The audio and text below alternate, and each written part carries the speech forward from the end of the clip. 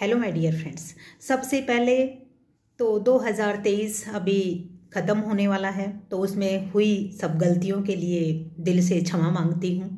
किसी को भी प्रत्यक्ष अप्रत्यक्ष रूप से मैंने मेरे मन वचन कर्म से यदि किसी को भी दुख दिया हो तो सबसे मैं फिर माफ़ी मांगना चाहूँगी। अब आते हैं 2024 आने वाले साल के लिए, सब के लिए बहुत बहुत मुबारक हो।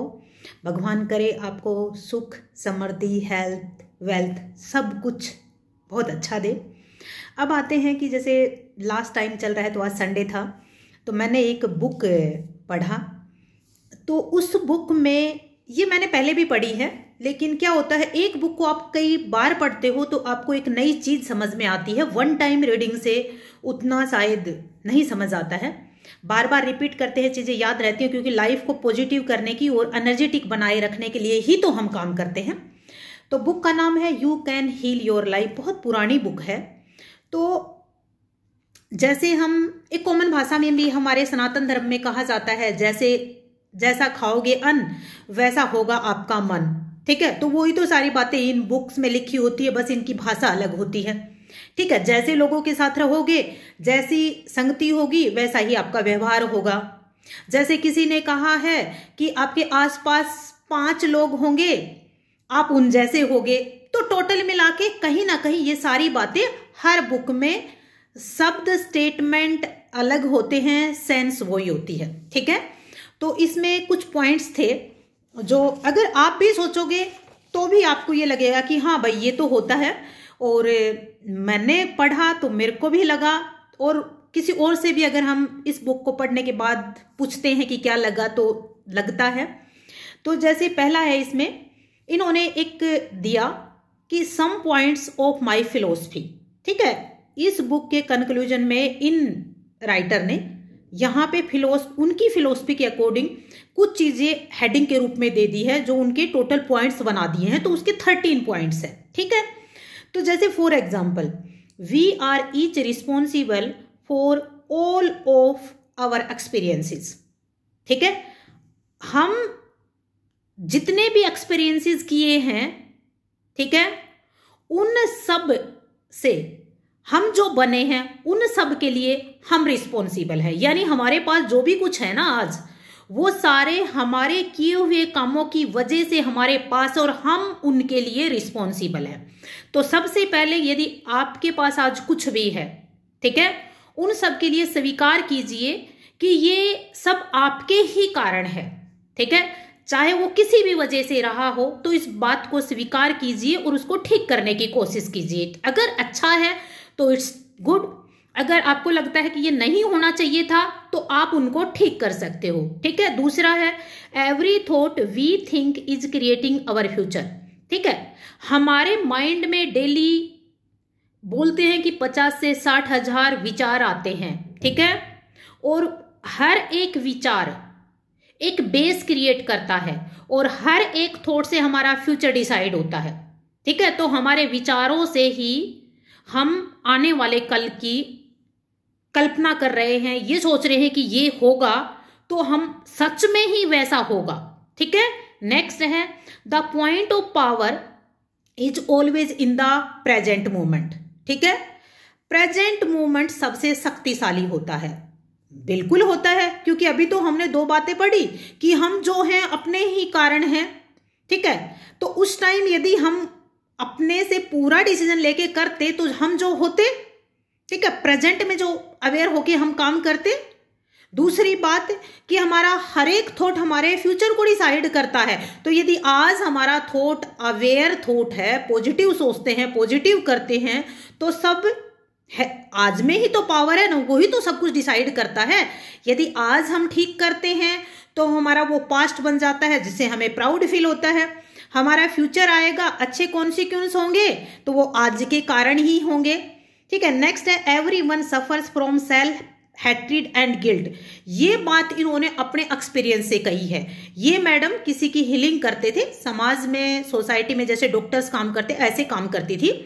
तो उन्होंने कहा है कि हर आदमी किसी ना किसी प्रकार से अपने आप को गिल्टी महसूस करता है कि नहीं मैं ऐसा नहीं हूं, मैं इतना इस काम में अच्छा नहीं हूं, ये मैंने गलत किया, मैं काश ये ना करता तो ऐसा ना होता, तो सबसे पहले जो हो गया उस चीज को भूल जाइए। ठीक है, आपने पास्ट में क्या किया वो कर दिया और उसको भूल जाइए। सेल्फ गिल्ट में मत रहिए, और किसी भी चीज में अगर आपको कुछ नहीं आता तो सीखने की कोशिश कीजिए ना। ये मत कहिए कि मैं इसमें गुड नहीं हूं, मैं इसमें अच्छा नहीं हूं। जैसे कोई बोलने में, पब्लिक स्पीकिंग में कई बार लोग तकरीबन कहते हैं कि मैं अच्छा पब्लिक स्पीकर नहीं हूं, तो कोई बात नहीं, गुड। क्रिटिसाइज मत कीजिए ना, उसको इंप्रूव करने की कोशिश कीजिए। ठीक है, नेक्स्ट है कि it is only A thought and thought can be changed. ठीक है, देखो कहां से बेसिक चला था कि थॉट से ही हमारा फ्यूचर बनता है, और उनकी वजह से आज हम हैं। ठीक है, और ये तो थॉट ही तो है, थॉट को बदला जा सकता है ना, तो थॉट को वैसा बनाइए जैसा आप चाहते हो। आप अपने आप को जैसा देखते हो वैसा ही अपने मन में रखिए कि मैं ऐसा हूं। ठीक है, यदि आपको ये देखना है कि मैं अगले आने वाले 2 साल में अच्छा पब्लिक स्पीकर बनूंगा, मेरी अच्छी कम्युनिकेशन होगी, मेरे पास ये होगा, तो वैसा ही तो थॉट अपने मन में लेके आइए ना, तभी तो यूनिवर्स सुनेगा ना। हर चीज यूनिवर्स में जाती है, हमारे आसपास के इन्वायरमेंट में जाती है, और इन्वायरमेंट किसी भी तरह का जज नहीं करता है आपको। आप जो देते हो वो ही आपको वापस मिलता है, ये 101% बात है। आप देखो, मैं आपको बताती हूं, जैसे आप बहुत सारे लोगों की दिल की गहराइयों से इज्जत करते हो, तो वो आपकी इज्जत करता है। ठीक है, कई बार आप थोड़े सस्पेंस में रहते हो तो फिर आपको वैसा ही बैक मिलता है, चाहे आज मिलो चाहे कल मिलो। तो इसीलिए पॉजिटिव रहिए, खुद पे डाउट ना कीजिए, कुछ भी कीजिए 100% होके कीजिए और पॉजिटिव कीजिए, ये मैं फिर कहूंगी। ठीक है, तो फिर उसके बाद उन्होंने कहा कि उन्होंने कुछ 4 चीजें बताई हैं, जिन इन 4 चीजों में उनका एक्सपीरियंस है कि अगर आप गुस्सा करते हो तो गुस्से की वजह से ये बीमारी आपको होती है। ठीक है, और उस बीमारी को आप गुस्सा खत्म करके, फॉरगिवनेस करके, लोगों को माफ करके आप खत्म भी कर सकते हो। यहां पर इसमें एक इतना बड़ा एग्जाम्पल दिया है कि इंसान में अगर क्रोध होता है, गुस्सा होता है, तो गुस्से से कैंसर बनता है, और कैंसर को भी ठीक किया जा सकता है यदि आप में इतनी हिम्मत है कि रोज आप हजारों टाइम उस बात के लिए खुद से माफी मांगते हो, पूरे यूनिवर्स से माफी मांगते हो। सीधे जाके माफी नहीं मांग सकते हो, कोई बात नहीं, आप मन में तो, दिल में तो माफी मांग सकते हो ना, दिल की गहराइयों से माफी मांगिए, आत्मा को एकदम प्योर करके माफी मांगिए, आपकी वो बात वहां तक पहुंचती है। ठीक है, फिर उसके बाद है कि मोस्ट इंपॉर्टेंट चीज है कि पास्ट पर रिग्रेट ना करें। अगर आपसे कोई गलती हुई है तो क्षमा मांगिए, यदि आपका दिल किसी ने दुखाया है तो उसको खुले दिल से क्षमा कीजिए। ठीक है, और सबसे प्यार कीजिए, प्यार बांटिए। अगर ये सब आप करते हो तो आप जो चाहोगे वो मिलेगा आपको। ठीक है, तो जिंदगी में पॉजिटिव रहिए, सबकी रिस्पेक्ट कीजिए, सबसे प्यार कीजिए, और सबसे लास्ट बात, ये सारी बातें हमने यहाँ इस बुक से सीखी हैं। अब जो प्रैक्टिकल बात है, प्यार करना इंसान का नेचर है, हम सबसे प्यार करें। रिस्पेक्ट करना इंसान का नेचर है, इंसान नेचर से बहुत प्यारा है, बहुत इज्जत देता है, लेकिन आसपास का माहौल ऐसा होता है, कई बार हमारे अंदर ऐसी बातें आ जाती हैं कि हम कुछ बोल देते हैं। तो धीरे धीरे कोशिश कीजिए कि बोलने की बजाय उसको भी माफ कीजिए।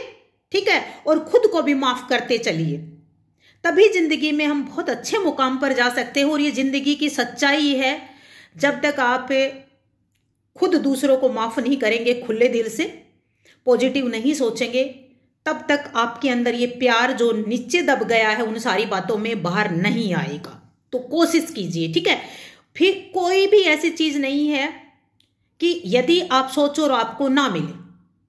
ठीक है, लेकिन उसमें आपकी पॉजिटिव एनर्जी इतनी होनी चाहिए कि सिर्फ वो ही सोचो। जैसे फॉर एग्जांपल नौकरी की बात है कि मैं कलेक्टर बनूंगी, अरे भाई ठीक है, आप बनोगे, आप तैयारी कर रहे हो, लेकिन कितनी बार आप डरते हो, दिल की गहराइयों से डरते हो कि पता नहीं होगा या नहीं होगा। तो आपने ज्यादा बार क्या सोचा, होगा या नहीं होगा ना, आपने दिल की गहराइयों से उसको महसूस किया। तो दिल की गहराइयों से महसूस कीजिए, जो आपको चाहिए वो ही आपको मिलेगा। बाय। जय हिंद, जय भारत।